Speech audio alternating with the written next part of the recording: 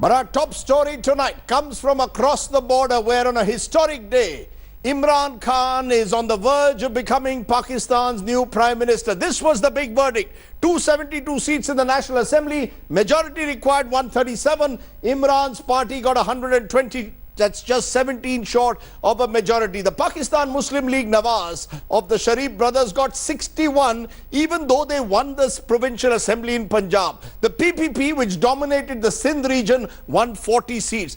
Others won 51. These include parties like the ANP, also parties like the MMA, which are expected to tie up with Imran after the election. So all eyes now on Imran forming a government with the smaller parties. Now all this comes against the backdrop of Imran Khan being accused of being a puppet of the army, or certainly the chosen one of the army to be Pakistan's next Prime Minister. Either way, the fact is Imran today scored a famous victory 22 years after he started his party Tehreek-e-Insaaf, and his first address after winning elections pitched for Indo-Pak peace, and also said he will not stay in the Prime Minister's bungalow but in his own house. Take a look at how this dramatic day unfolded amidst allegations of rigging by the opposition.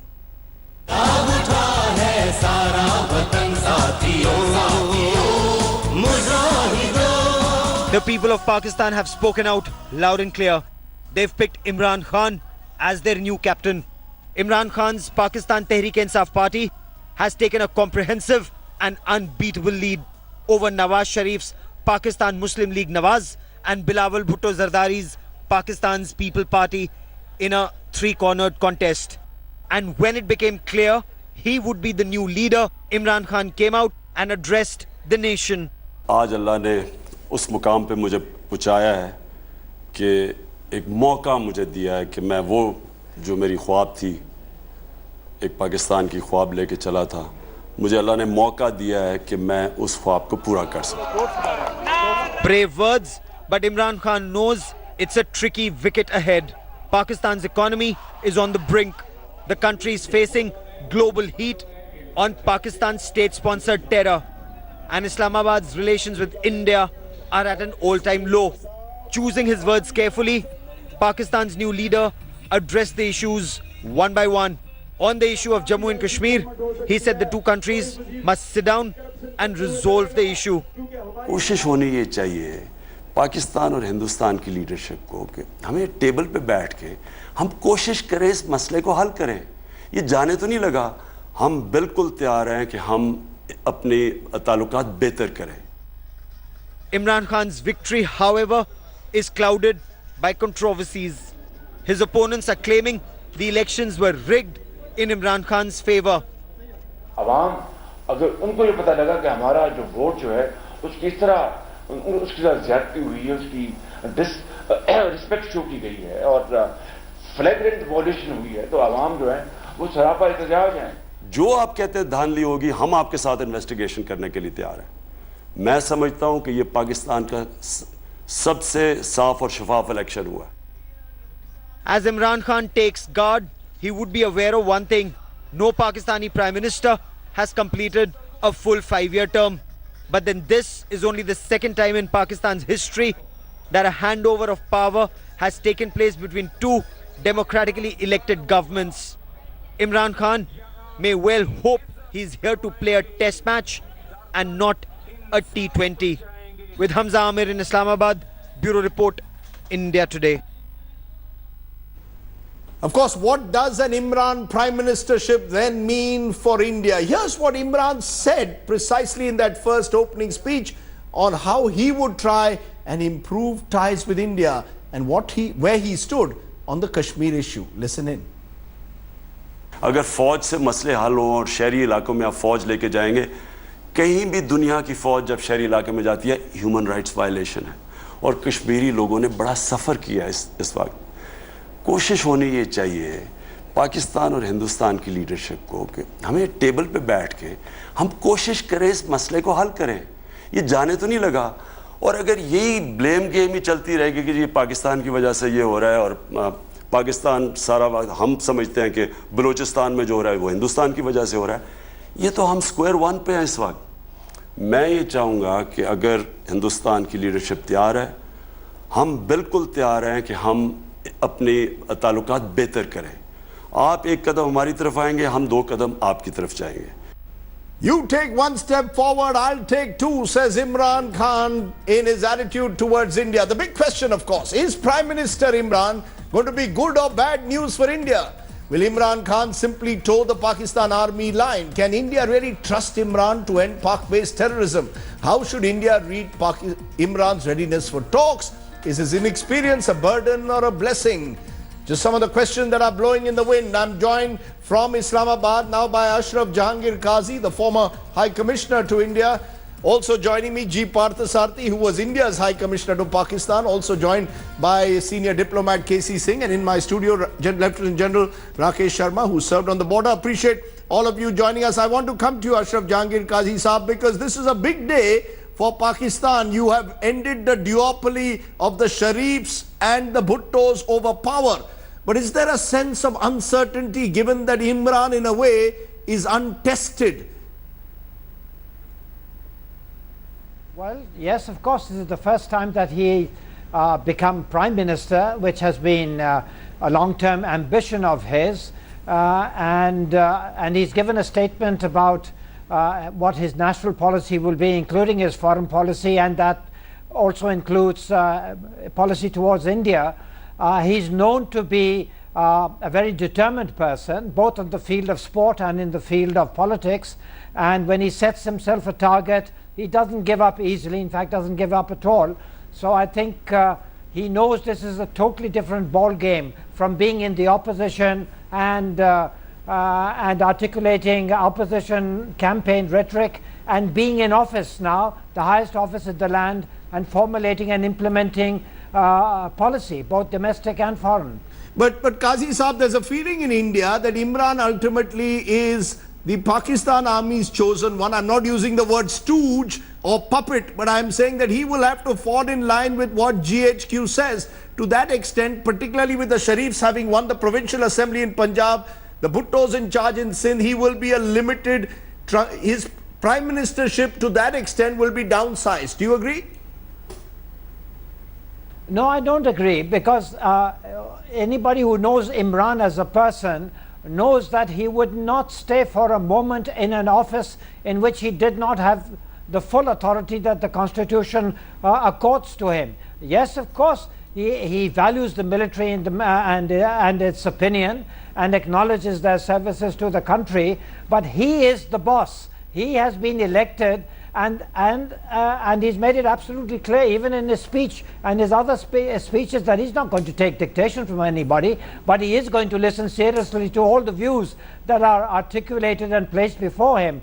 So I think it would be a mistake to assume that he's going to be anybody's puppet, because that would ruin every single goal of his that he seeks to achieve. And he's got quite an ambitious agenda ahead of him, including in the field of and relations with India and Afghanistan. I'll come to those relations with India in a moment, but there is also the impression in this country that he's been called at times Taliban Khan, that he's compromised with radical extremist elements in his attempt to break down the doors of power, and some of them now will ask for their piece of the cake. How do you see actually, it's one thing being in opposition and railing against the establishment. Now in power, will Imran Khan succumb to some of those forces, many of which are anti-India? Well, what I would ask my Indian friends very sincerely is that I can understand your having reservations of one kind with reference to speeches or statements attributed to him, but I would advise you to suspend judgment and see how he does in the first 100 days, which of course that will set the trend, set the tone in a number of important fields, including foreign policy. So he has made his intentions clear today in his speech to the nation, and as far as India is concerned, he's said, you don't need to treat me as a comic villain. He knows that relations with India are very, very important. Of course, we've got important differences, and Pakistan has its own point of view on the issue of Jammu and Kashmir, which we know, and we know India's position too. But negotiations and engagement with each other are the way forward, and he's made it clear that he's going to attempt that. In the past, we have at times succeeded in improving the relationship up to an extent, then something intervenes and things haven't really developed the momentum that we all hoped is possible. But we have to do that while also addressing important issues on which we differ. So in that case, I do advise that don't rush to a negative judgment. He's only just come in now. No, I agree, but you know, there is skepticism given the history. I just want to ask one last time to you before I widen this, High Commissioner Saab, do you really believe that Imran Khan will be his own man when it comes to foreign policy with India, or will he take dictation from GHQ? That ultimately it's the army that calls the shots. He will not take dictation. He will consult, but he will not take dictation from anybody. And he's made this clear on a number of occasions. Yes, he does know which constituencies are important and need to be listened to, and they have a point of view, and a point of view that is embedded in experience and can't be just easily dismissed. But he will listen to all, and he will be his own decision maker, his own policy maker. He's been that as a cricket captain. He's been that as a political debutant. He's been that as a leader of the opposition. He will most certainly be that as a Prime Minister.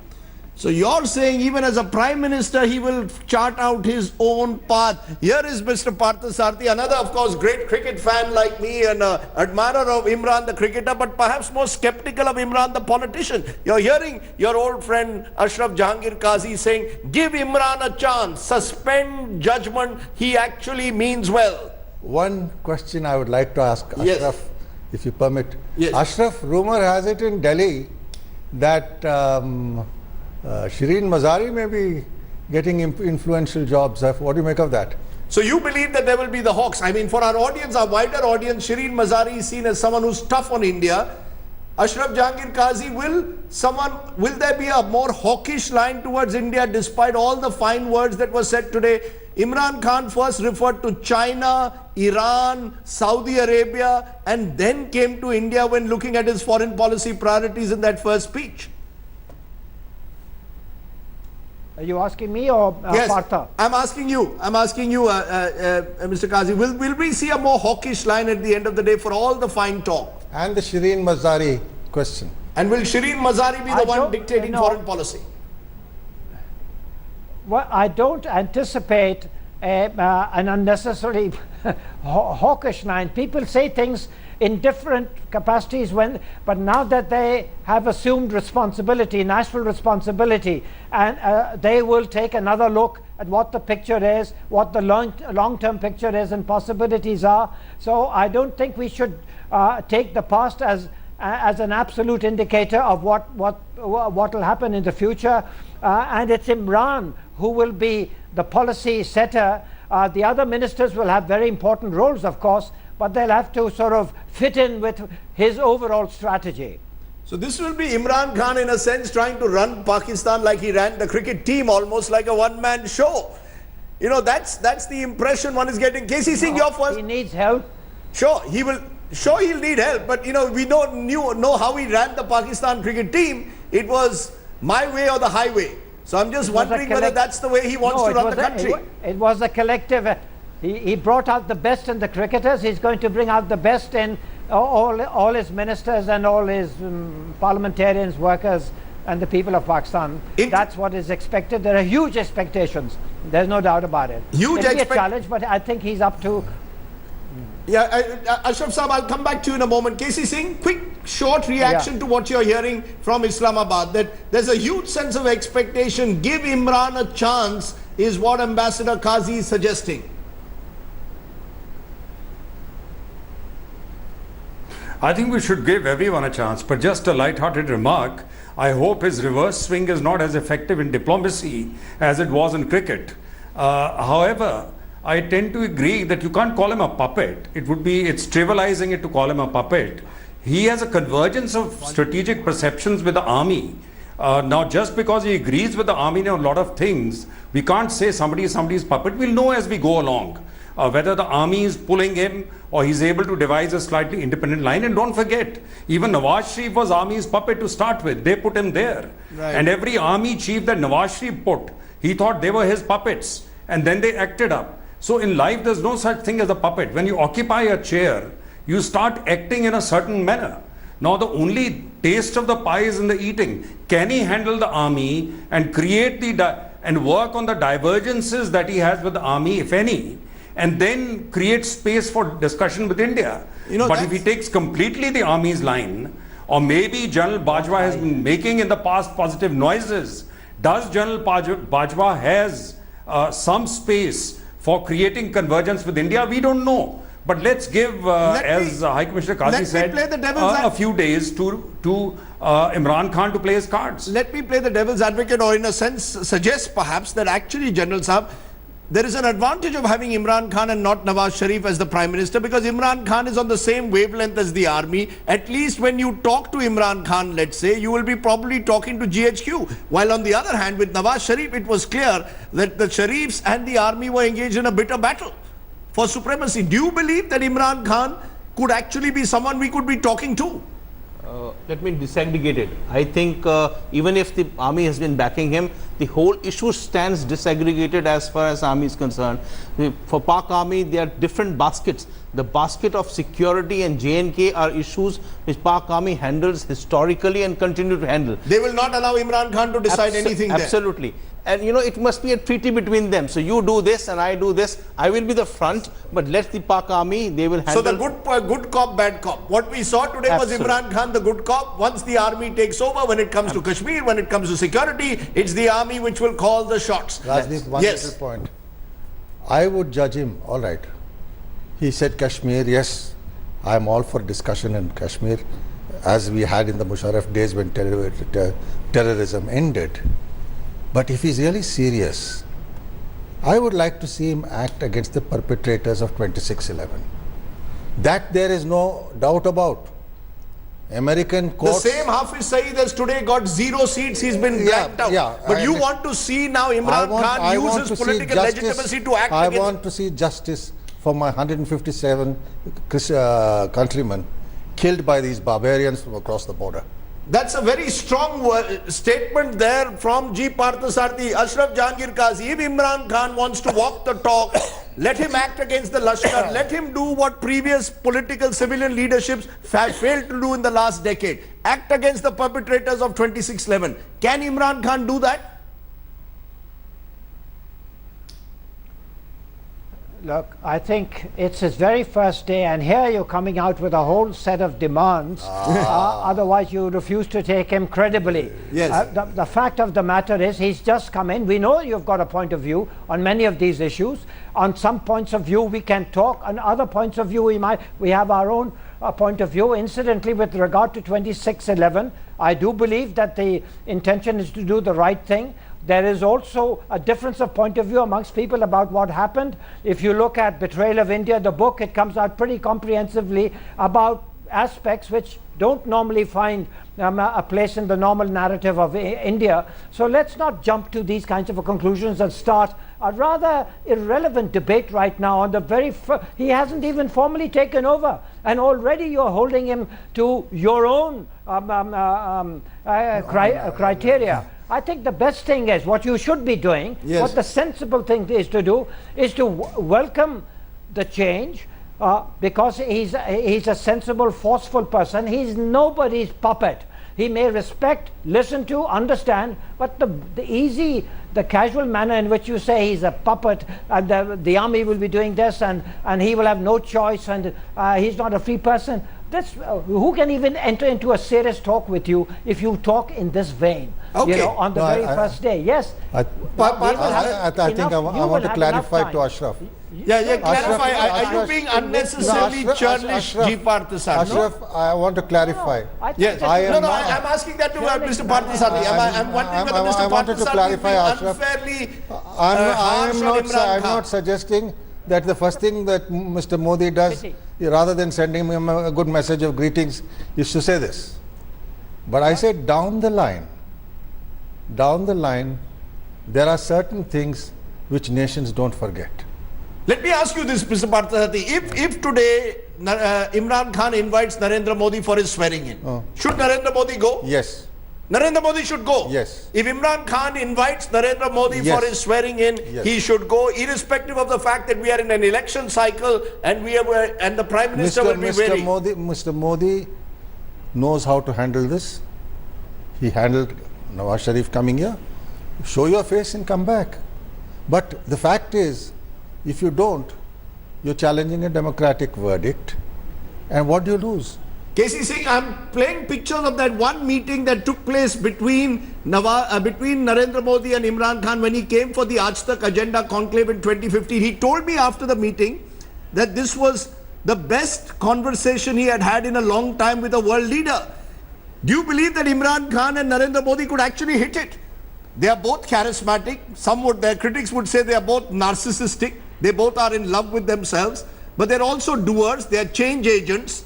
Do you believe they could hit it off? Would you say that the Prime Minister should accept an invite if Imran sends one?